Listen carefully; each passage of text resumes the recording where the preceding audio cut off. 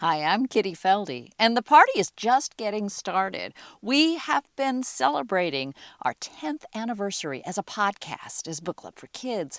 And the way we're doing it is by looking back at our episodes over the past decade and counting down the top 10 most listened to episodes. And today it's number 5, New Kid by Jerry Craft.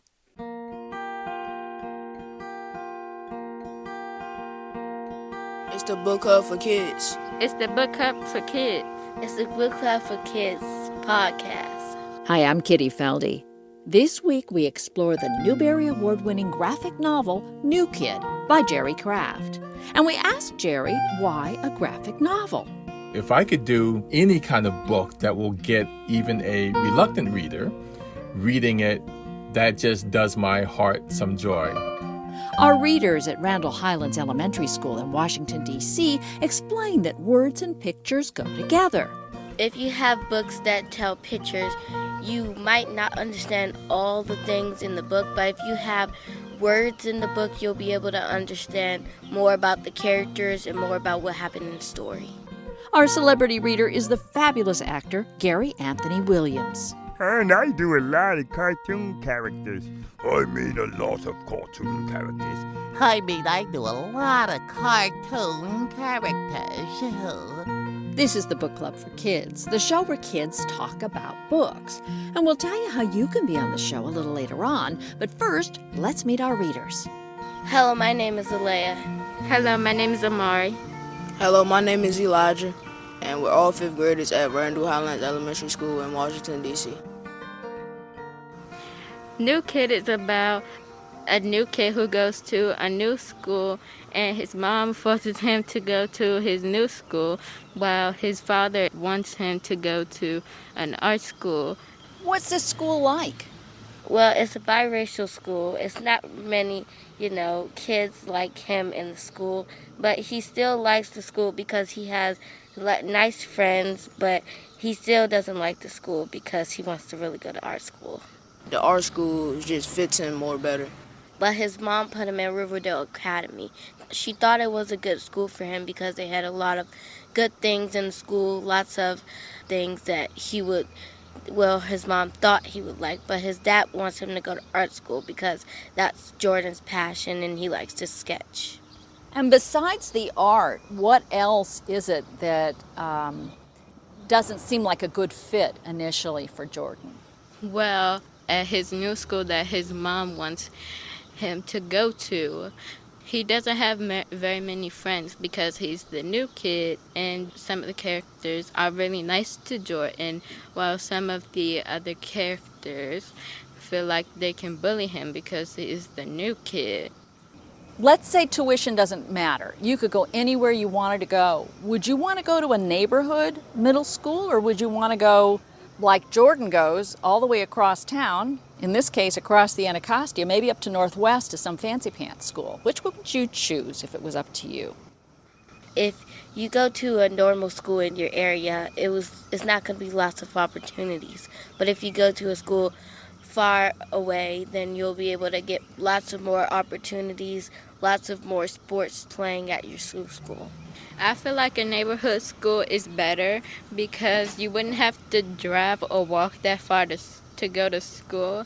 And because it's a neighborhood school, you can bond with people more because you can say, oh, let's be friends. Because we live right next door to each other, so we can hang out anytime.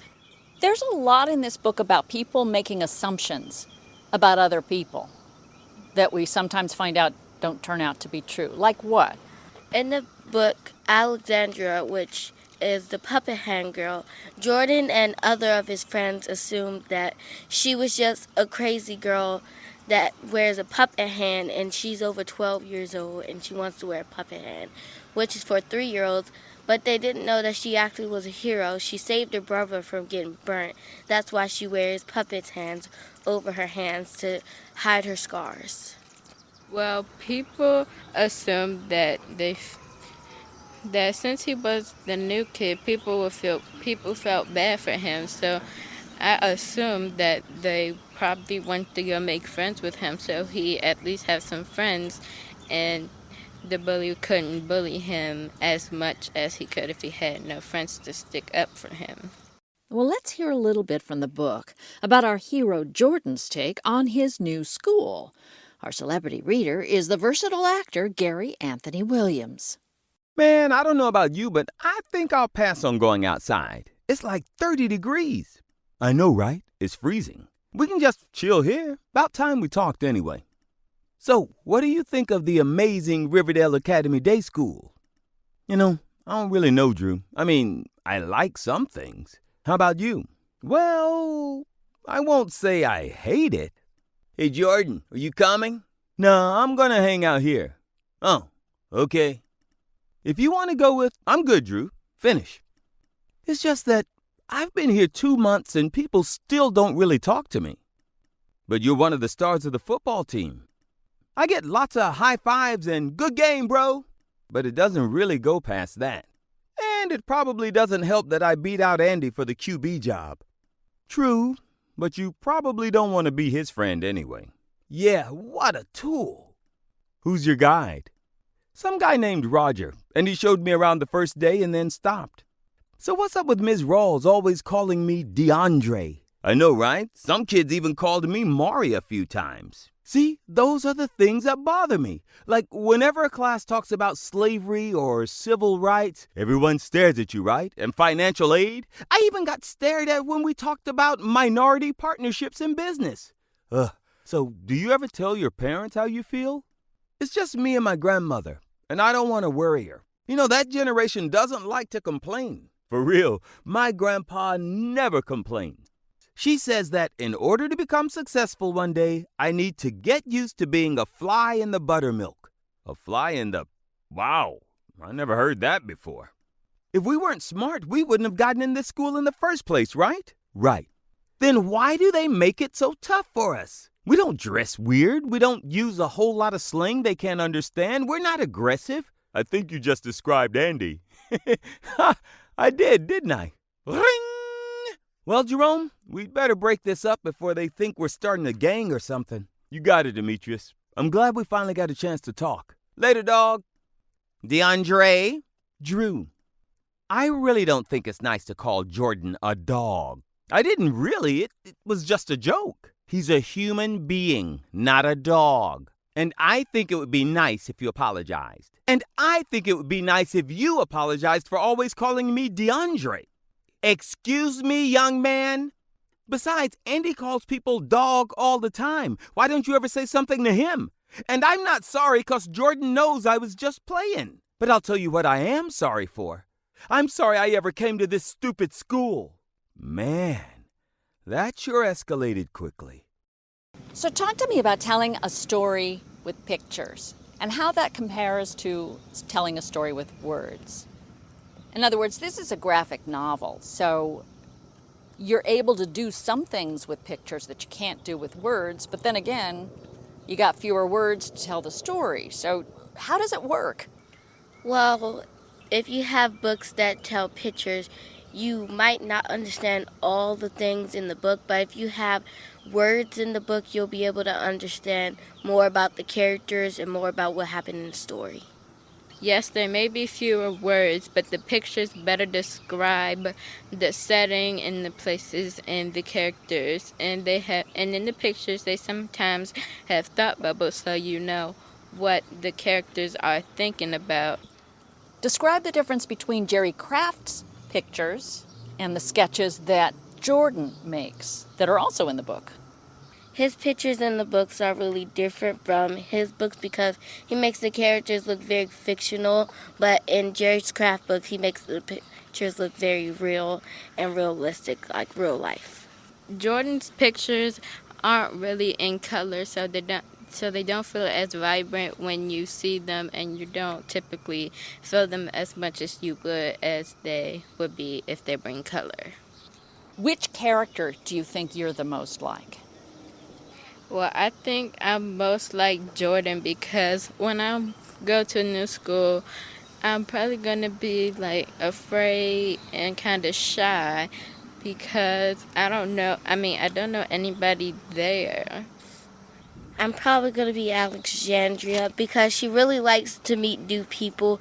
And the new school I'm going to, I went to that school before, so I'm really going to be excited to meet new friends at the school. I'm really not like all of them because I'm really different. But I love making friends, and I want to make friends, but at the same time, I'd be scared to make friends too. Does this book remind you of any other book you have read? Maybe not even a graphic novel, maybe, or a movie or a television show? Does it remind you of something else? Yeah, it reminds me of a TV show also called Henry Danger. It reminds me of that because he was enjoying his life before, but now he wishes that he never became a superhero and now he was a normal child. Well, I feel like this book reminds me of kind of like a Johnny B. Jones book because they're both friendly and they both have friends that they can turn to when they're in trouble and to have fun with. So, Jordan's passion is art. What's your passion? My passion is art too because I really like to draw and I really like to make characters because it's fun to do. And she's showing us off some of her sketches here. Are those your friends or just... No, I just drew them. My passion is to go to college and and study business because I really want to be a businessman. I'm really good at it and I'm really good at planning. My passion is like Alea, art and building buildings, and so when I grow up, I would like to be an architect. Well, let's talk to writer and illustrator Jerry Kraft. I assume you guys have some questions for him. Why did you make the book? You could have made the book a movie. Well, I think the one reason why a graphic novel is so good is one, it gets kids reading. You know, there's so many movies and YouTube and TikTok that kids can sit and veg out with, but I like things that build their reading skills. So if I could do any kind of book that will get even a reluctant reader, so-called reluctant reader, reading it once or twice, or I've had kids talk about they read the book 10 times. That just does my heart some joy. Although I have to say there is a movie that is in the works. So you will get that, but after you've read all 3 New Kid books over and over again. So there. Jerry Kraft, I want to ask, is this book based on your real life or somebody that you know? New Kid is based, it's kind of a combination, primarily of my life, but also a combination of my 2 sons. So the part of wanting to be an artist, growing up in Washington Heights, even that building where Jordan lives is the building where I grew up. Wanting to be an artist, my mom and dad did not want me to be an artist, so they did send me to a school in Riverdale. It was called Fieldston, not Riverdale Academy Day School. And each day I had to commute back and forth into 2 completely different worlds. So that was my life. A lot of the little things, little incidents actually happened to my sons. You know, getting their names confused, going to school where they wore pink salmon, you know, things like that. Why didn't you go outside at recess? Mom is too cold, you know, like that kind of thing actually happened to my sons. And then there is a lot that is just made up to be entertaining. I wanted to ask you and how Jordan really wanted him to be in art school. I hope you make another book on how he was going to go if he did go to art school. So a New Kid alternate universe, what if he had gone to art school? That's kind of interesting.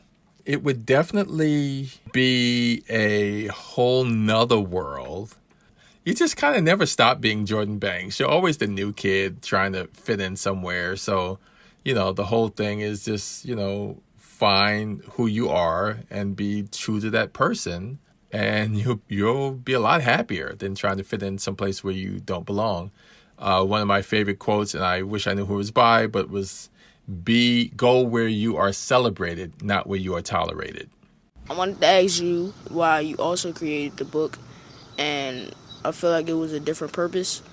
Oh my goodness, I had many purposes. One is, you know, in my entire life, I've never seen Black characters that were iconic, that made the level of a Harry Potter or a Wimpy Kid or a Percy Jackson or a Charlie Brown, like there really haven't been. Now superheroes, and even though Black Panther has been around for decades, but the Black Panther movie and the Into the Spider-Verse movie in the last few years.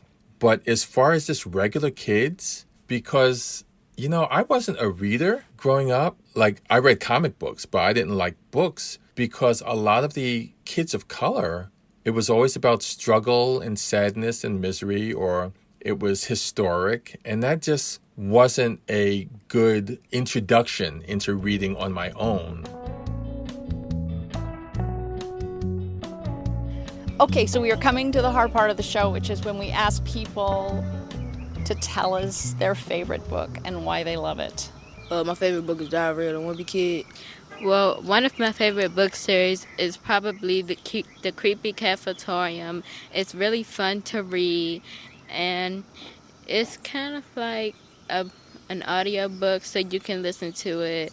My favorite book is The Favorite Birthday Cake, because they're fairies and they don't use their magic to make the cake. They do it from scratch, so they really have lots of time on their hands. But then when the birthday is in a couple hours, they don't have enough time to make icing because they forgot.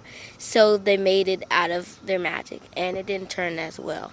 It's a very fictional book, and I like animated fairies and magical books. My favorite book is called Tight because it's like it describes my life and how I was brought up, and how my everyday life is and how it goes. What about you, Jerry Kraft? Got a favorite book? My very favorite book may be Bud Not Buddy by Christopher Paul Curtis. Bud Not Buddy is about a little African-American boy. And again, it was not about the big three, slavery, civil rights, or gangs of police. It was probably one of the first times that I saw those two shiny stickers on a book. And I didn't know what they were, so what I would do is when I would go back to the library, I was like, hey, you got any more of these books with these little stickers on? Little did I know that that was the only book ever to win both the Newbery Medal and the Coretta Scott King Author Award. And many years later, that I would be the second with New Kid to win both of those awards. Hello, everybody. It's Gary Anthony Williams. I do TV and movie stuff. And I do a lot of cartoon characters. I mean a lot of cartoon characters. I do a lot of cartoon characters. So my favorite book is a toss-up. I love Douglas Adams' book, The Restaurant at the End of the Universe. Is so creative, and it's like nothing I would ever think of. But then again, my second or equally favorite book is a Dr. Seuss book called Marvin K. Mooney, Will You Please Go Now? I read it to my son. I read it to me. I also like to write books and poems and poetry. So this one is a definite favorite. I don't even know why I love it so much. Anyhow, that's my favorite. Actually, those are my two favorites. I've got two. We'll have a list of everybody's favorite book at our website, bookclubforkids.org. And if you would like to be on the show, simply have your teacher, parent, or librarian send us an email to kitty@bookclubforkids.org. That's KITTY@bookclubforkids.org. And we will send you all the information, and we would love to have you on the show. Thanks this week to our associate producers, Austin Silver and Chad Francis. Brandon Baker composed our theme, and Emma Stein-Kellner designed our logo. Thanks this week to our writer, Jerry Kraft, and our celebrity reader, Gary Anthony Williams. And thanks to our readers this week at Randle Highlands Elementary School, Alea, Amari, and Elijah, and thanks to their librarian, Malaya Pickett. We have lots of free reading tips to get a kid to pick up a book, graphic or not. Check out our website, bookclubforkids.org. And if you haven't already done so, check out our other podcast, The Fina Mendoza Mysteries. We are working on Season 2 based on the book State of the Union. But in the meantime, give a listen to our special Christmas episode or our 2-part episode that explains the January 6th insurrection to kids without scaring them to death. That's the Fina Mendoza Mysteries, wherever you listen to podcasts. I'm Kitty Felde. Thanks so much for listening.